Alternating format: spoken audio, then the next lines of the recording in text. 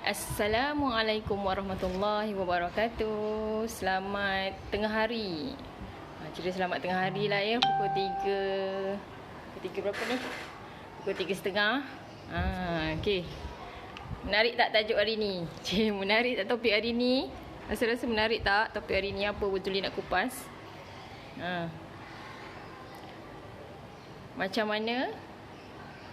mana nak buat suami lebih setia, terus setia dengan kita. Okey, ni khas buat yang mana wanita-wanita yang bergelar isteri. Okey.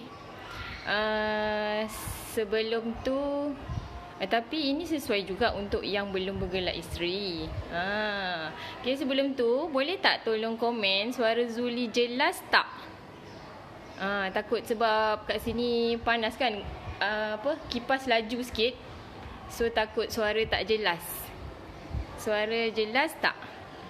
Hai Wahidah. Suara jelas tak? Suara Kak jelas tak? Kalau jelas bagi love sikit. Kalau jelas bagi love sikit. Okay, share. Thank you. Okey, bagus. Okey, jelas. Okey. Okey. Siapa-siapa yang bergelar isteri, cuba komen sikit. Cuba komen sikit. Siapa-siapa yang bergelar isteri, cuba komen sikit. Cik Zuli bergelar seorang isteri. Okey, dah berumah tangga lebih kurang 9 tahun. Lebih kurang 9 tahun telah berumah tangga. Okey, dan mempunyai 4 orang anak. So tapi kiranya masih belajar untuk menjadi isteri yang baik. Okey. Untuk menjadi isteri pun kita kena tuntut ilmu. Betul ke? Betul. Okey. Bagi love like sikit boleh? Bagi love like sikit Kak Zuli. Hari ni cerita best ni. Okey. Siapa-siapa yang bergelar isteri, biasalah kita berumah tangga ni banyak turun naiknya, pasang surutnya. Kalau kata percaya ke percaya kalau ada orang kata we all tak pernah bergaduh. Memang Zuli tak percaya. Memang tak percaya kalau siapa-siapa pasangan suami isteri yang tak pernah bergaduh. Okey, yang tak pernah bergaduh tu memang tak logik lah. Sebab kadang bergaduh dalam hubungan suami isteri tu pun jadi rencah juga. Jadi rencah untuk lebih mengenali sebenarnya. Itu dah adalah proses untuk mengenali antara satu sama lain. Okey, hari ni Zuli nak share. Sebab tadi Zuli pagi tadi Zuli share scroll cari topik hari nak share kan. Apa topik hari nak share? So, Zuli tertarik dengan satu tajuk. Tips untuk lelaki tetap setia. Siapa nak tips ni? Siapa nak tips ni? Okey. Tips untuk lelaki tetap setia. Nombor 1 ialah jaga penampilan. Okey, jaga penampilan ni dari segi kita punya appearance lah. Appearance kita. Jangan bila dah kahwin mentang-mentang lah kau dah ada suami, kat rumah duk pakai baju besar-besar, duk pakai baju collar dah longgar-longgar. Ada ke? Ada tu. Okey, kat rumah tak make up. At least pakailah bedak dengan lip gloss lip tint. Kan? Kalau tak nak pakai lipstick pun, bagi kita nampak berseri, nampak fresh. Macam mana dia kenal kita dulu, macam tu lagi dia nak tengok kita kat rumah. Betul ke betul? Okey. Lepas tu kita kena kalau kat rumah tu macam contoh hari cuti kan, janganlah bangun lambat. Bangun awal, siap-siap mandi terus, pakai cantik-cantik, kan? Lepas tu pakai perfume, biar wangi. Janganlah bau busuk pula, kan? Nanti suami tak tertarik pun. Nanti dia cari yang lain pula. Kat luar lagi wangi. Macam mana tu? So, walaupun kat rumah kita kena jaga. Lepas tu kalau part kulit pula, kita kena carilah produk skincare yang sesuai dengan kita. Produk skincare yang sesuai dengan kita. Kan? Mungkin kadang-kadang ada orang yang dia bila lepas kahwin dia mengalami perubahan hormon, so muka dia akan jadi jerawat ke, kan? So sama-sama dengan suami atasi masalah tu. Kadang-kadang suami dia kata tak kisah, tapi sebenarnya kita yang kisah. Takut lama-lama dia akan jadi kisah. Kan? Jadi kita kena atasi masalah tu. Sebab kita yang dia nak pandang hari-hari, betul ke betul? Kan? Kalau dia dah pandang yang kat luar tu lebih cantik, payahlah kita nanti nak tawan hati dia semula. Okey, nombor 2. Nombor 2 ialah jaga perut suami. Jaga perut suami maksudnya apa? Nak bagi perut suami tu boroi ke? Tak, okey, tak. Okey. Waidah bagi love sikit. Tak semangat lah, tak ada love. Saja je kan. Bagilah love sikit. Tajuk best ni. Bagi love sikit kan. Like sikit. Barulah seronok nak cerita. Okay. Jaga perut suami. Kenalah rajin masak kat rumah. Rajin masak lah. Masak yang simple-simple pun boleh. Cik Nani. Cik Nani ke? Betul ke? Cik Nani ni lagi lama. Berapa tahun dah kahwin kan. Lagi berpengalaman. Kita share tips-tips kita sikit-sikit je. Kita baru 9 tahun kahwin. Yang lagi lama ni lagi best. Kalau ada share lah dengan Zuli. Kita nak tahu macam mana kekal lama tu. Macam mana kekal suami tetap setia tu. Cik Nani lagilah suri rumah je kan. Suami bekerja. Jadi dia punya cabaran tu lagi besar. Okey. Yang kedua, kenalah rajin masak. Walaupun kita ni perempuan isteri yang berkejaya, maksudnya bekerja, kena rajin-rajin masak. Walaupun sesimpel macam mana pun. Okay? Yang cantiknya, kalau dapat masak makanan kegemaran suami. Makanan kegemaran suami. Lepas tu, nak tips yang lebih best lagi, kita tanya mak mertua kita, itu mak suami. Apa yang dia suka, apa makanan yang dia tak suka. Waalaikumsalam. Hai Kak Nana. Berjaya join. Share Kak Nana, share.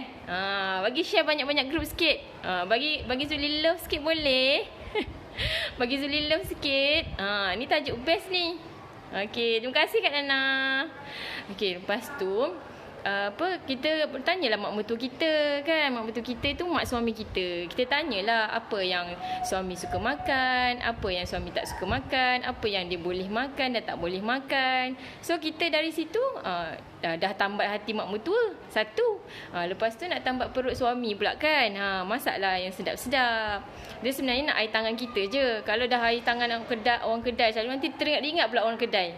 Kan tak nak lah macam tu. Okey. Lepas tu, kalaulah misal kata ada isteri-isteri yang tak berapa nak pandai masak, belajar. Belajar dari mak mertua ke. Good topik. Itulah. Tapi Kak Nana lagi lama dah berkahwin. Kita baru 9 tahun.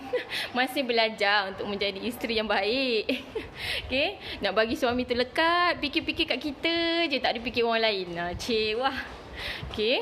Lepas tu, kalau tak sekarang ni banyak kan, Google boleh, YouTube boleh, blog pun boleh. So search je. Lepas tu try lah. Try. Lepas tu kalau tak berapa nak perfect, adjust lagi kan. Tak salah untuk try. Jadi lama-lama kita akan tahu selera suami kita tu macam mana. Okay. Practice make perfect. Betul ke betul? Okay. Lepas tu yang nombor 3. Siapa nak nombor 3? Nak nombor 3 tak? Bagilah love sikit. Tak ada nampak love lah hari ni. Cik, demand cik. Okay, tak ada nampak love hari ni. Bagi semangat sikit. Tadi baru buat kerja apa? Stapler kertas soalan PSA. Tahu datang-datang dah kena stapler kertas soalan dah.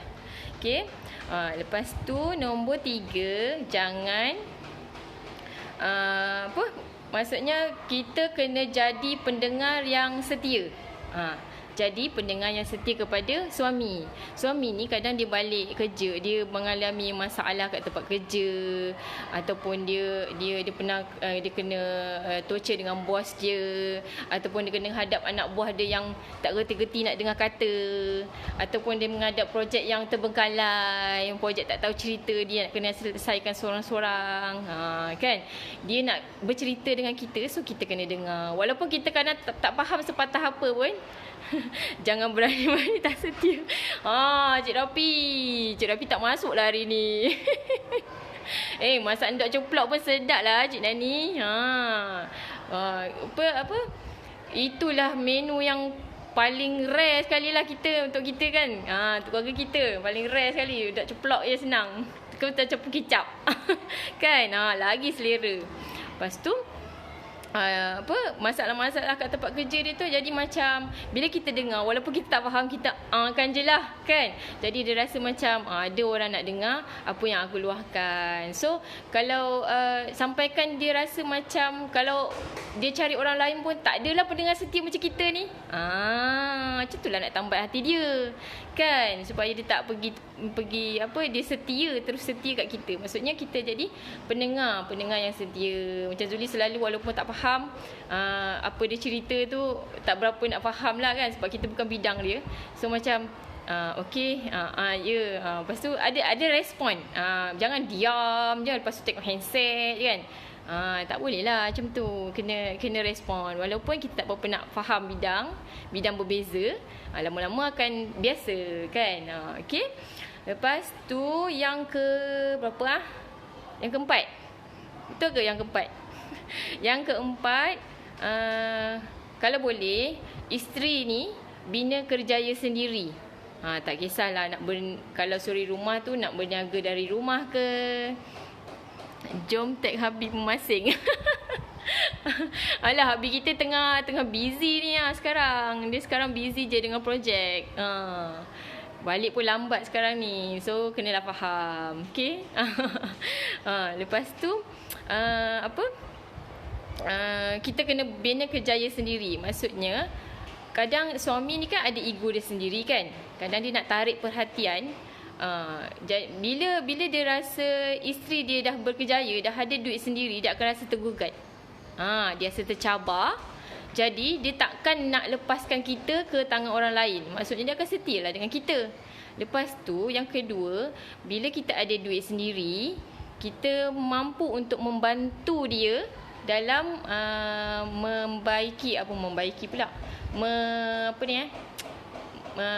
untuk mencantikkan ekonomi dalam rumah tangga kita lah. Kan, tambah-tambah lagi kalau ada anak kan. Bila tambah tanggungjawab tu, kesian juga kat suami kita kan.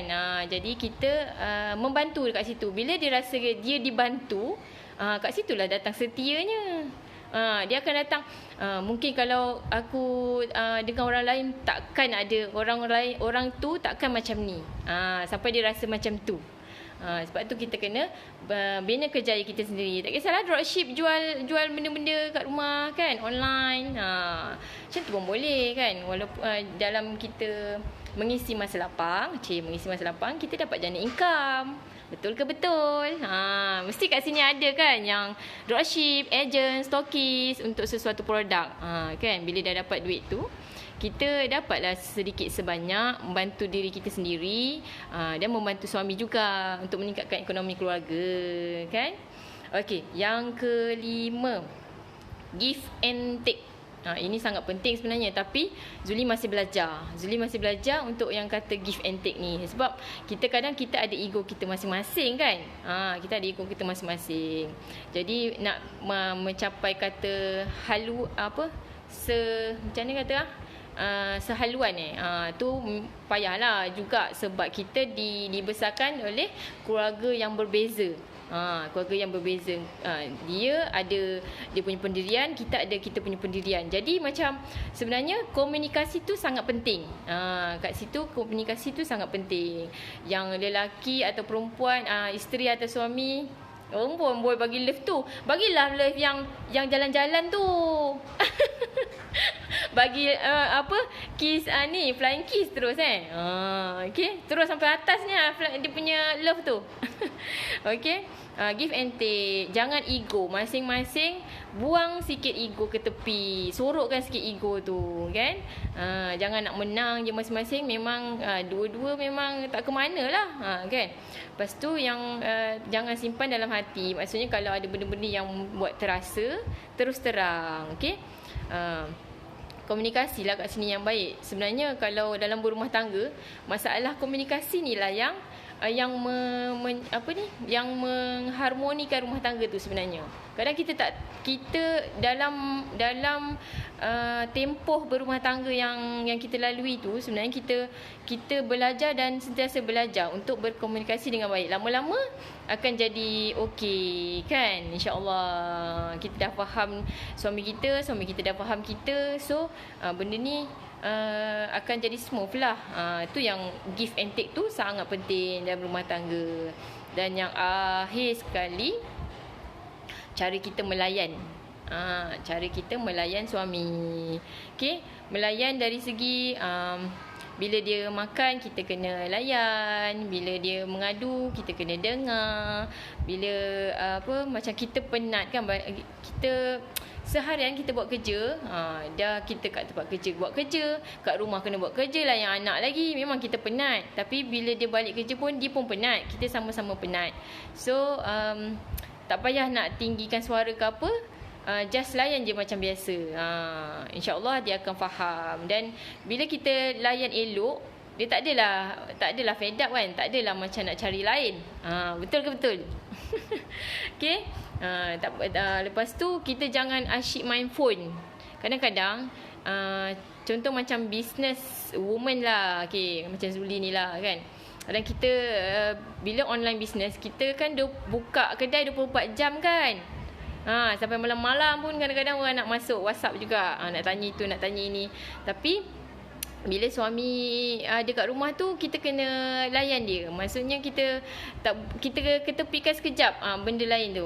Contoh phone lah, lagi-lagi phone kan. Kita rasa macam macam aku tak ada je kat sini. Macam tu lah seolah-olahnya.